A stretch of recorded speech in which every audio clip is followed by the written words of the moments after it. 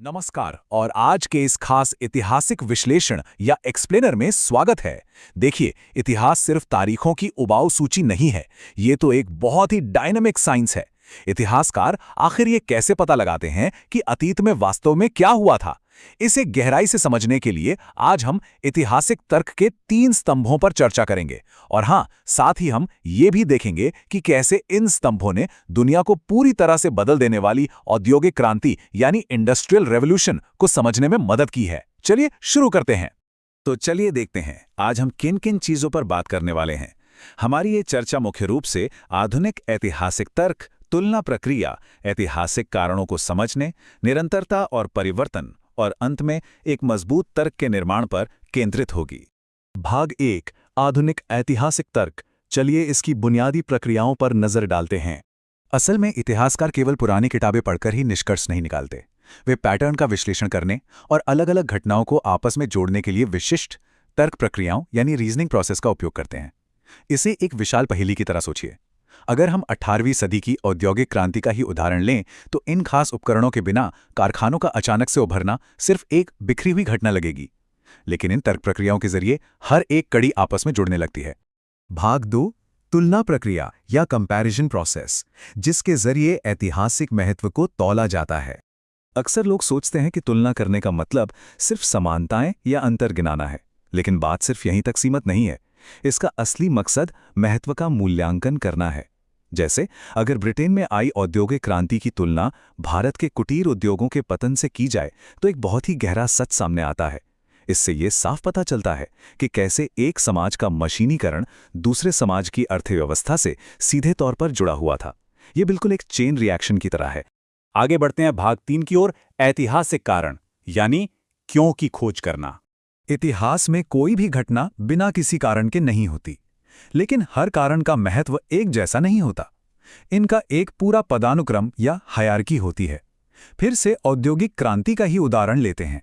भाप के इंजन का आविष्कार होना एक प्राथमिक कारण या इमीडिएट रीजन था। वहीं प्रचुर मात्रा में कोयले का उपलब्ध होना एक द्वितीयक कारण यानी सपोर्टिंग फैक्टर था। इसके अल्पकालिक प्रभाव क्या हुए? जगह जगह कारखाने खुल गए। और दीर्घकालिक प्रभाव? आज का आधुनिक पूंजीवाद और यहां तक कि जलवायु परिवर्तन जैसी चुनौतियां उसी दौर की देन है ना? हैरान करने वाली बात। यहां एक बात बिल्कुल स्पष्ट करना जरूरी है। प्रासंगिक ऐतिहासिक संदर्भ यानी कॉन्टेक्स्ट के बिना कारणों का सही मूल्यांकन किया ही नहीं जा सकता। औद्योगिक क्रांति अचानक से किसी शून्य में पैदा नहीं हुई थी। इसे पूरी तरह से समझने के लिए उस समय के ज्ञानोदय के विचारों, कृषि क्रांति और बदलते व्यापारिक मार्गों के माहौल को समझना सबसे जरूरी है। अब आते हैं भाग 4 पर, निरंतरता और परिवर्तन। चलिए इस बड़ी रूपरेखा को ट्रैक करते हैं। समय के साथ क्या वैसा ही रहता है और क्या पूरी तरह से बदल जाता है, इसे क्रैक करना बहुत दिलचस्प है। चलिए इसे एक टाइमलाइन से समझते हैं। मान लीजिए पहले वर्ष में, जैसे कि 1700 के आसपास, कृषि आधारित समाज एक स्थापित निरंतरता थी। सब कुछ खेती पर निर्भर था। फिर 50 साल बाद एक बहुत बड़ा बदलाव आता है। मशीनें इंसानों की जगह लेने लगती हैं। और 100 साल बाद हमें एक पूरी तरह से नया प्रक्षेप्य वक्र या नया रास्ता दिखाई देता है, जहां शहर अर्थव्यवस्था का केंद्र बन चुके होते हैं। निरंतरता और परिवर्तन को समझने का इससे बेहतरीन उदाहरण शायद ही कोई और हो। और अंत में भाग 5, ऐतिहासिक तर्क का निर्माण। ये इस पूरी प्रक्रिया का अंतिम संश्लेषण या अल्टीमेट सिंथेसिस है।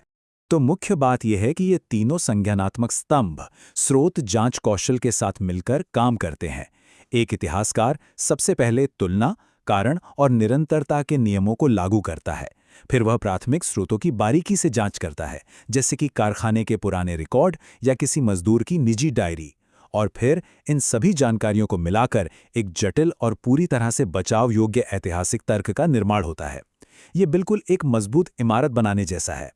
सच तो ये है कि ऐतिहासिक विश्लेषण कोई स्थिर या पैसिव काम नहीं है। ये एक लगातार चलने वाली निर्माण प्रक्रिया है।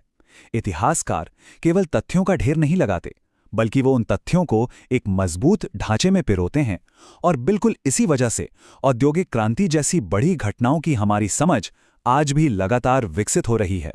हमारी इस चर्चा के अंत में एक बड़ा सवाल सामने आता है। इन 3 स्तंभों को गहराई से पहचानने के बाद भविष्य में किसी भी इतिहास की किताब या लेख को पढ़ने के तरीके में क्या मौलिक बदलाव आ सकता है? अगली बार जब भी औद्योगिक क्रांति या किसी भी अन्य बड़ी ऐतिहासिक घटना के बारे में पढ़ा जाए तो इन बातों पर जरूर गौर करना चाहिए। वहां किन चीजों की तुलना की जा रही है, क्या कारण बताए जा रहे हैं और क्या निरंतरता दिखाई दे रही है। इस नजरिया के साथ इतिहास केवल अतीत की कहानी नहीं रह जाता, बल्कि ये सीधे तौर पर हमारे आज को समझने का सबसे शक्तिशाली उपकरण बन जाता है।